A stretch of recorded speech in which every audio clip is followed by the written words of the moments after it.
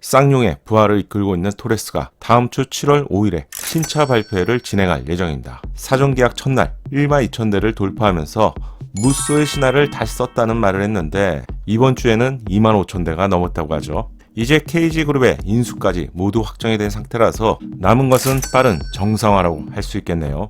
정상화 필요한 이유는 토레스 이상의 기대감을 모으고 있는 코란도석 KR을 빠르게 출시해주길 기대하고 있기 때문이죠. 특히 쌍용의 디자인 실력도 이번 토레스를 통해서 제대로 입증이 되었는데 출시하기 전에 공개한 티저에서는 설마 정말 이런 디자인으로 나올까 의심부터 되었죠. 하지만 테스트 차량을 보고 설마 실제 차량은 쌍용차의 인식을 한방에 개선하게 만든 것 같네요. 추가로 쌍용차는 토레스 전기차, 토레스 픽업트럭, KR10까지 다음 스텝을 빠르게 진행할 것으로 알려졌죠. 이렇게 된다면 토레스에서 스스로 증명한 모습을 계속 이어가길 기대해봅니다. 그리고 반가운 소식이 하나 더 들리네요. 당연히 오프로드 버전이 있을 것 같은데 이 부분이 공식 확인되지 않았죠. 토레스 오프로드 생각만 해도 너무 잘 어울릴 것 같은데요. 최근 쌍용차는 토레스에 대해서 추가로 입을 열었습니다. 이 자리에서 토레스의 오프로드 버전인 TX 모델의 스케치를 공개했는데요. 디자이너가 직접 설명하고 있는 모습인데 TX는 터프, 익스피리언스의 약자로 오프로드에 초점을 맞춘 액세서리가 더해진 차량이죠. 그럼 스케치를 빠르게 볼게요. 우선 루프의 색상이 다르네요. 공개된 토레스에서 투톤으로 블랙 색상의 루프가 제공되었죠.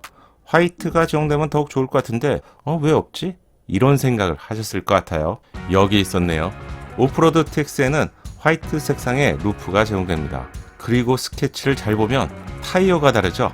오프로드 전용 타이어가 제공되는 것을 확인할 수 있는데요. 보배드림 채널에 올라온 청춘 대진님의 렌더링이 토레스 TX의 예상도라고 할 수 있을 것 같은데 타이어 쪽을 잘 보시면 지상고가 다른 것을 알 수 있는데 오프로드에서 자유롭게 주행하기 위해서 지상고가 크게 올라갑니다. 스케치에서도 바퀴 중앙 쪽 휠캡 부분을 잘 보시면 타이어의 사이즈를 어느 정도 확인할 수 있고요. 지상고가 높다는 점도 알 수 있죠. 일반 버전 토레스의 사진을 보면 휠캡이 좀 더 위쪽에 있는 것을 알 수 있는데 오프로드 TX 모델과 가장 큰 차이점은 지상고가 되겠죠.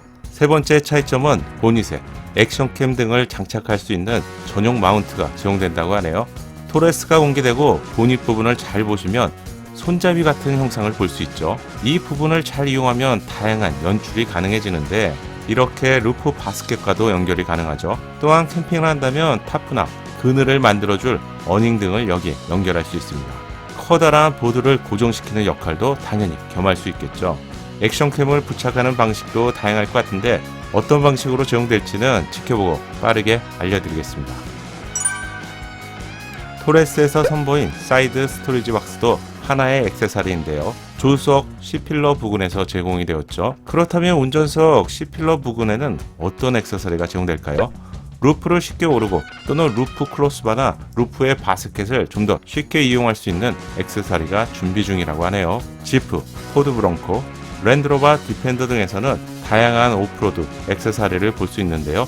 이제는 토레스에서 이런 액세서리를 볼 수 있기 때문에 즐거움도 배가 되겠죠. 과연 어디까지 제공될지 저는 이 부분이 무척 궁금한데요. 나만의 차량을 만들어가는 즐거움 역시 대단할 것 같네요. 이제 곧 토레스가 출시되기 시작할 것 같은데요. 캠핑장에서 이런 모습도 곧 볼 수 있겠죠. 추가로 티저에서 빵빵했던 팬더의 디자인이 양산차에서 사라지면서 아쉬워요. 이런 반응을 많이 볼 수 있었죠. 휠과 도어 가니쉬에 볼륨을 더할 수 있는 액세서리도 개발되고 있다고 하네요. 정말 뭔가 많이 근사해질 것 같아요. 루프 크로스바, 루프 바스켓은 현재도 커스터마이징 품목으로 선택이 가능한데요. 출고 전이라면 언제든지 추가 가능하다고 하네요. 마지막으로 오프로드를 제대로 즐기기 위해서 트렁크 적재 공간도 정말 중요한데요. 공식 자료가 나왔습니다. 토레스가 경쟁 차량인 투싼, 스포티지, QM6보다 확실히 우위라고 할 수 있는 부분이 있어요. 바로 실내의 적재 공간인데요. 영업 자료를 통해서 준중형과 중형 SUV를 넘나드는 용도와 디멘션이라는 표현이 있는데요. 디멘션은 바로 수치이죠. 도대체 얼마나 크길래 이런 표현을 했을까요? 2열 뒤의 공간은 839리터이고요. 2열을 완전히 접는 경우 1662리터의 적재 공간이 제공됩니다. 이 정도면 거의 구형 산타페 수준인데요.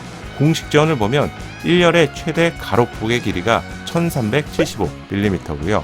차박 시 누울 수 있는 최대의 길이는 2013mm입니다. 실내의 높이에 해당되는 실내 전고는 788mm네요. 그럼 차박에 어떤 영향을 미치는지 체크해보면 차박 시 중요한 두 가지는 실내에서 생활할 수 있는 실내 전고와 잠을 잘 수 있는 공간이죠.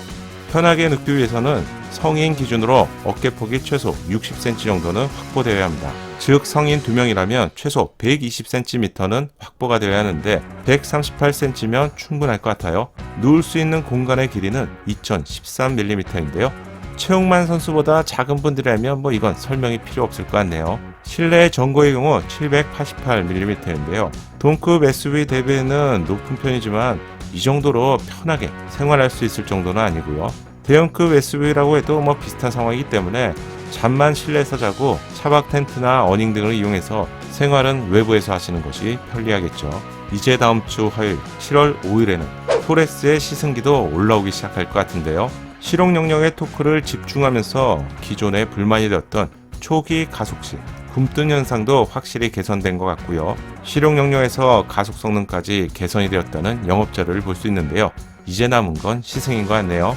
기회가 된다면 시승기도 준비해 보겠습니다. 제가 준비한 영상은 여기까지입니다. 영상이 도움되셨다면 좋아요 잊지 마세요.